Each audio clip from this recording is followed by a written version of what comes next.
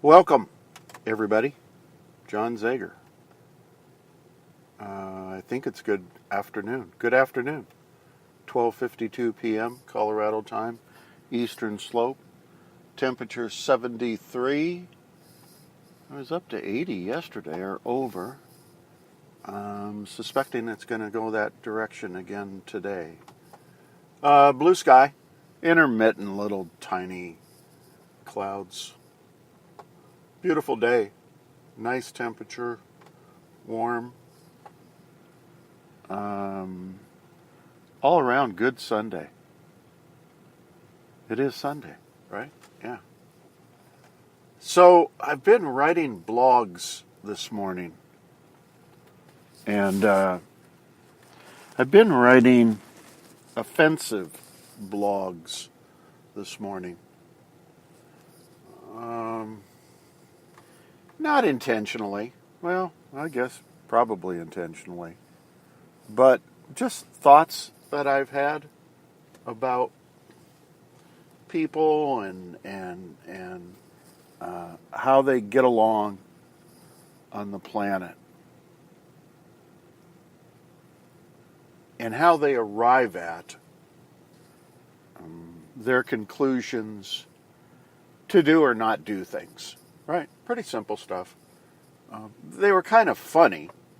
They were meant to be funny. They were meant to be maybe a little sarcastic, a little cutting edge stuff that doesn't really ever get said or read, right? So anyway, I felt good about them, and I kept coming up with more and more. I think I only did 5 little blogs. But I could have kept going. I mean, my brain just was kicking them out as fast as I could put them on print. And I forced myself to stop. I just said, stop. You're obsessing with doing this because you're having too much fun. You know, and I was actually having a lot of fun doing them. But I thought, well, maybe we'll talk about it a little bit in the podcast. I have iced tea in my red Solo cup. And I'm parked at an RV storage facility, which is another name for a gigantic gravel parking lot where they charge people to park their RVs. And I just drove in here and picked out an empty spot. It's Sunday and figured, I'll just park here, and do my podcast. So we'll see how this goes. I am facing north and east, everybody, for those of you who are keeping score and track. So my podcast is just a continuation of kind of my thoughts from this morning. And I don't know if it'll be enough to hold me and cause me to stop doing what I'm doing, but we'll give it a shot and see what happens, huh? Here's my beef. Remember that old lady for, what was it, Wendy's? Where's the beef? That was a pretty good commercial, but it was so simple. Back then it worked. Today it wouldn't work at all, I guess. It's not sophisticated enough. But anyway, so here's my beef. And this is going to sound selfish. That's okay. I don't care. I've been doing podcasts for, I don't know. I've never recorded when I started, and I've never kept track of it. But let's just say for a couple years. I've been doing daily podcasts with the rarity that I skip a day. And I usually go back and try to do 2 or 3 every once in a while to get caught up if I skipped a day or two. And in the beginning, they were informational. They're all factual.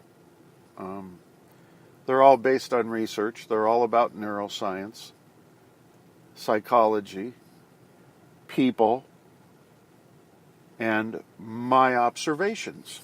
That's all it is, right? And in the beginning, they were pretty simple-minded. And as I acquired a skill to talk without having huge amounts of anxiety, which I don't even recognize anymore, I got a little more daring, and I ventured into the whys and wherefores of people's behavior based on research that I study and my own personal research of, 43 plus years. And I kept kind of going in that direction. And my podcasts got better because I was just relating to you personal research. Just personal research. And they got better because I came out of my anxiety and started portraying myself as who I really am, which is who you're listening to right now. There wasn't all the protectiveness of what I had to say or was saying. There wasn't the guardedness I would have in the beginning about being careful of what I say and how I say it. Now, I've never crossed the line or anything like that, and I've made sure that what I'm talking about is factual, and I mean, it's going to be offensive to some people, but not to everybody, and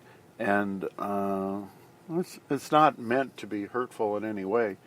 It's just research, just plain old research. And so here's what happened. I started getting really attracted to myself. I started really liking who I am. I started really appreciating values and qualities that I had and have.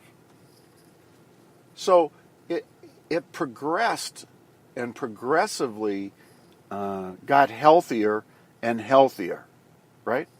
Because if you think back in the beginning when you start something, you're pretty uptight or hesitant, and, it's a learning curve. Yes?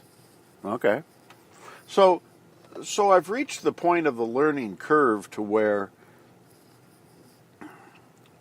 I just am so happy to talk to you guys. I am so happy to just share information with you. I am so happy with having the possibility that somebody contact me back. I am so happy with maybe being of some service, maybe being able to help guide in your journey through life. No earth-shattering conclusions, right? Just the mere fact that I love being able to inspire, empower, and support people in their personal growth and life journey. That's all. And that's really nice. I've had that my whole life, obviously, with all the years of clinical and now doing this neuroscience and, becoming a bit more public about what I do. I'm probably nearer the peak of my knowledge and performance than I've been before. I thought I was peaking out at the end of my clinical career, but boy, I didn't realize there was all this afterwards that was even more powerful, right? So I've come up with some observations. I believe I've always had this for years and years and years as John Zager's Thoughts and Travels. And it's evolved. It's evolved from travels. I mean, those were fun times to talk about. Good Lord, I could go on and on. If you ever want to go back into the archives, listen to all of my travel stories and adventures. They're great. And I hope to go back and do some more of those in the future. But here's where I'm at today. I put out a lot of effort and energy, and I try to stay as focused as I possibly can on, what I'm wanting to say. And I work really diligently at making sure that the dots are all connected so that there's an understanding when the podcast is over for you. And that you can walk away with something in your pocket, right? And in my blogs, because blogging is, you're writing, so I can hop back and check something and come back to the blog and go to a dictionary, come back, go to a research, come back.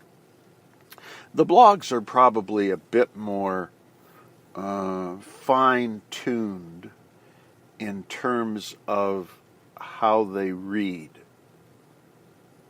Some people might say, yeah, I don't believe that. I don't think so. I've read a couple and they're not. I don't know. I seem to think there's a little more clarity sometimes in those. And I've been doing those for maybe longer than 2 years. I don't know. It seems like they came before the podcast came, but what do I know? I don't really know. And so there's a lot of time and effort put into what I've been doing every day. And here's the other part, and I'm not complaining. I mean, I've figured out how to somehow get along without any money. But, there's none of this stuff pays. There is no payment. There is no check. There is no, paycheck at the end of the week or the month.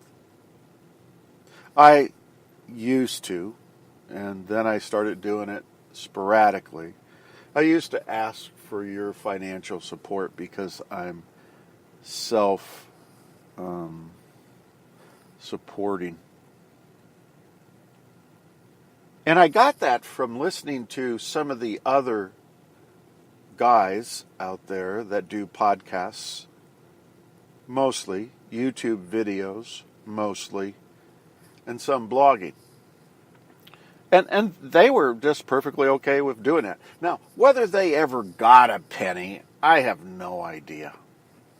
I don't know. Maybe they got $1. Maybe they got $1,000. Maybe they got $1,000 a week. I don't know. But at any rate, that's where I got the idea from. I didn't just sit down one day and creatively say, I'm just going to beg for money. That's not the point. I'm not here for that. But that's where it came from. That was its origin, right? And for me, if I say I got minimal money, I want to, number one, first say thank you.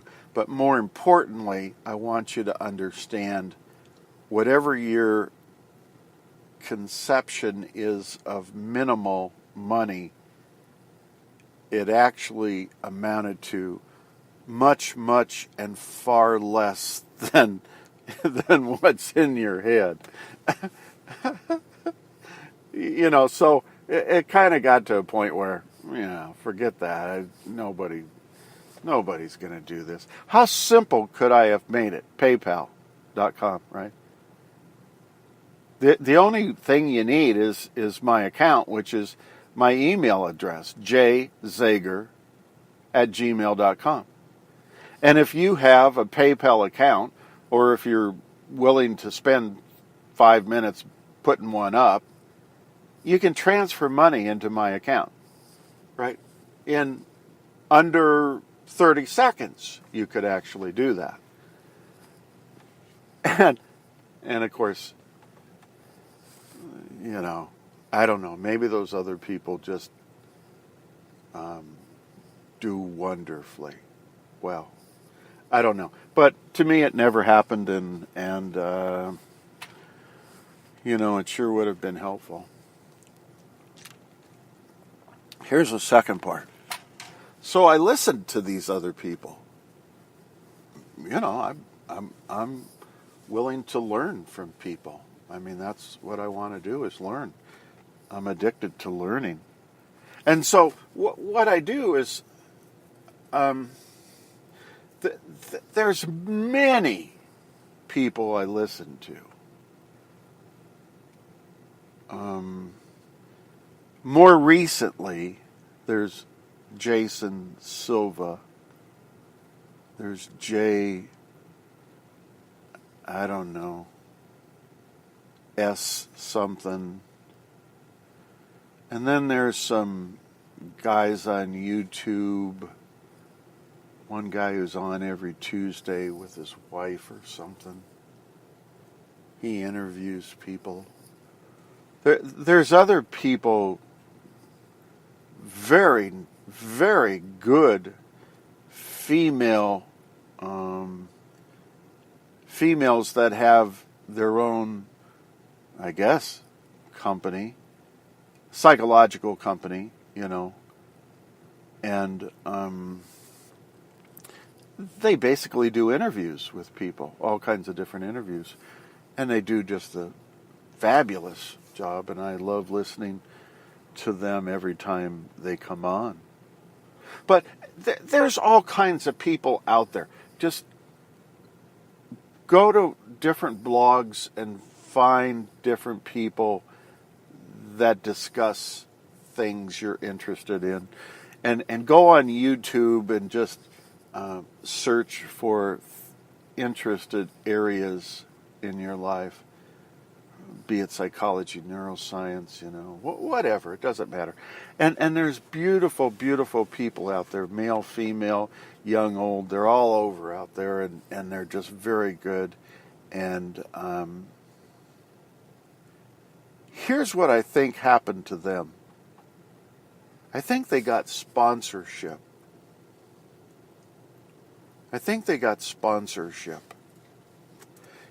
Because they acquired a lot of people listening to their podcasts or reading their blogs. Who is it? Ann Coulter, the political girl who couldn't speak at Berkeley? She blogs. And, that's one of many, many things she does. But I was running across her information a week or two ago, and she's worth millions of dollars.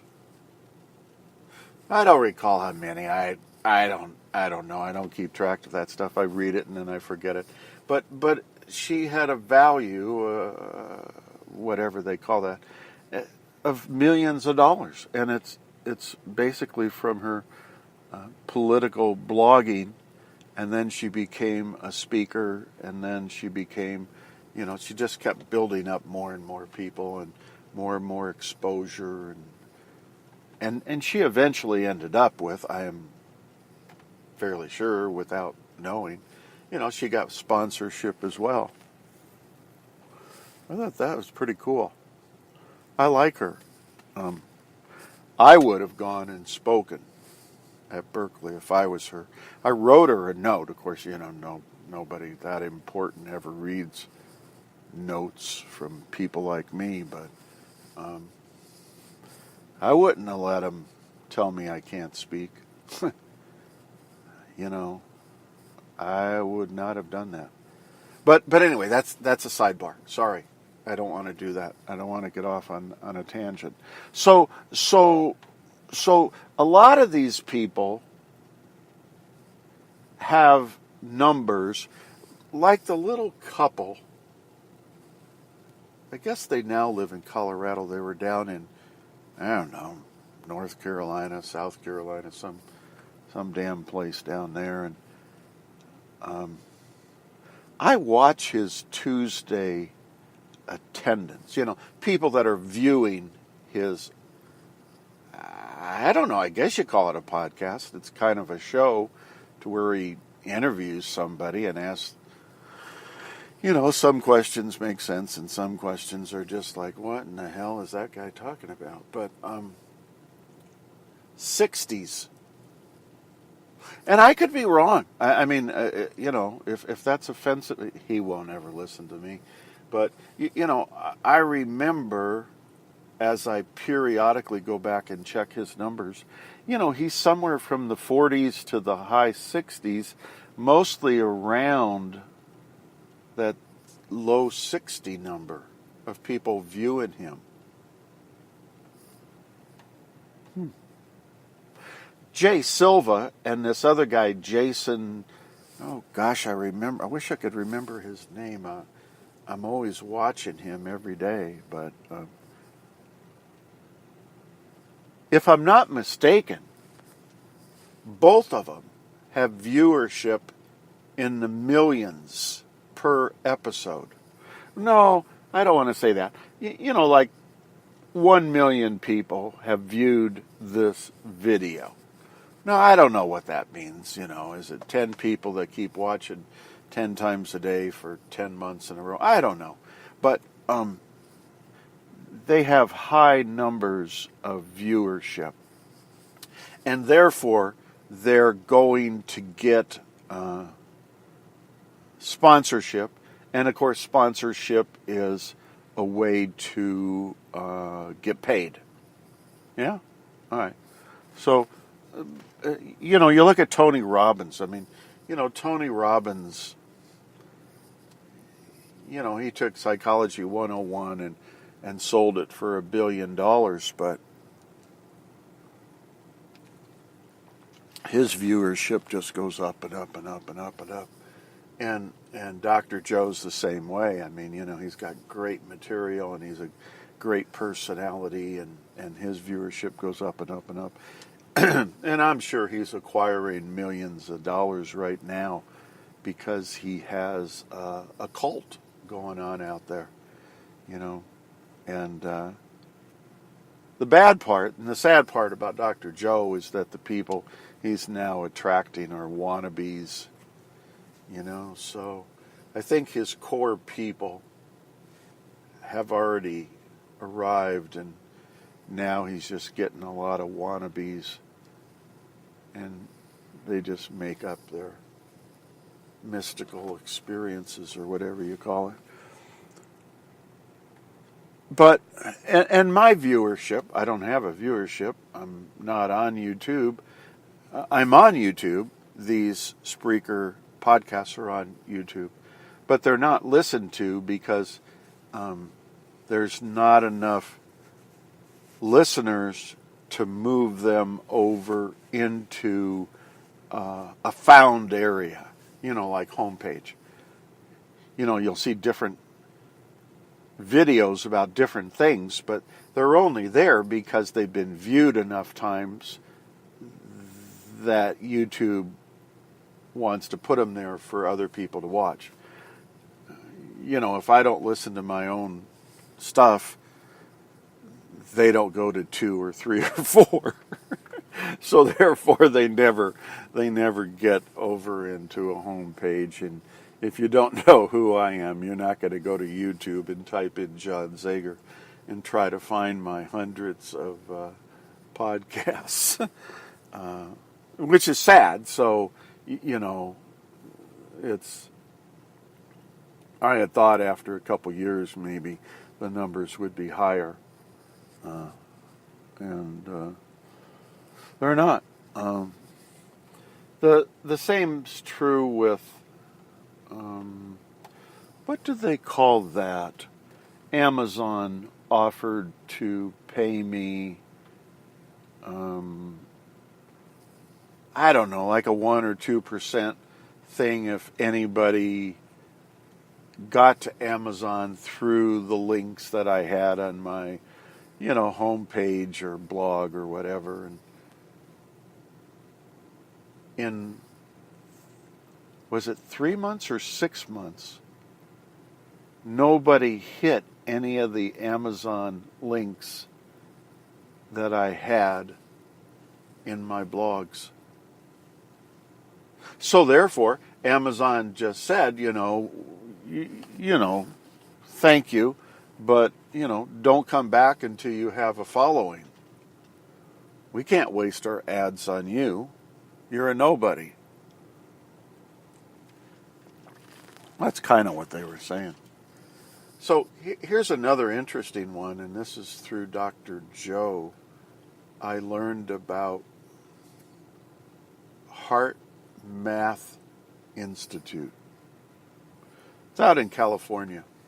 And they're the people that go around with Dr. Joe and, help do all his research. And what a cool organization. I mean, I am so impressed. And I am just a supporter of theirs. And, I've always dreamt of, gosh, wouldn't it be cool to work for Heart Math Institute? I even sent them all kinds of information about me, propaganda, trying to attract some interest. One lady even out there said, John, let me contact this department here at Heart Math, and the lady will contact you about, being able to advertise or do something with, or I don't know. It had to do with, how would I describe it? I don't know. Maybe it was a partial sponsorship. Well, the point being is that the lady never bothered even calling me. She left me an email. Yeah, she left me an email that she was out of town but would contact me as soon as she got back and discuss it. And nothing. Just never even contacted me. And I concluded, rightfully so, no negative against Heart Math or the lady. I mean, other than drop me an email or a text and say, thank you, but we're really not interested. I mean, but the point being is that I don't draw anybody. Like right now, I'm probably talking to this trailer here or that trailer there or this trailer over here. I mean, I don't envision there being anybody listening to my podcasts. Oh, maybe once in a while somebody stumbles onto them or whatever the case is. But based on the numbers that I see, there ain't anybody listening. So this morning, try to draw everything back together and put the dots together for you. So this morning was a research project of sorts by me to, in my blogs, the 5 blogs that I did, to put out some information that was entertaining, for the most part factual, and outrageous, and challenging, and that would cause people to say, whoa, whoa, whoa, whoa, whoa, whoa. I have an opinion about that. And just to see if I get a text, an email, a phone call, go to my web page, write a comment, go to my blog page, write a comment. You know, I just want to see if anybody's out there that cares. Not about me. I'm fine. I'm good. I'm good. I'm okay. But just that, do you ever want to listen to something that might be good for you? Do you ever want to read something that might have some benefit for you? I talk about healing and self-healing. And I talk about how you get a disease and how you don't get a disease. I talk about how you stay well and healthy and how you stay ill and sick. My titles are maybe not as attractive, but the point of it is right there. Nobody seems to listen or read. I conclude from that, if there are people out there, I conclude from that, there's a lot of secondary gains to being sick. So anyway, I'm going to see if there's any response back from the blogs. And there's plenty from today. 5 different blogs. And go figure them out for yourself. I'm tired of telling everybody what they are. The same's true for today. I mean, this has been kind of a challenging podcast for me to present to you a challenge. I think my stuff is impeccable. That's not ego talking, you guys. That's 49 years of experience talking. I think what you could get out of the last year of podcasts is immeasurable. So I'm kind of curious to see, and I expect to get nothing back from either side, blogs or podcasts, but I'm putting it out there today. I'm putting it out there today just to see what transpires.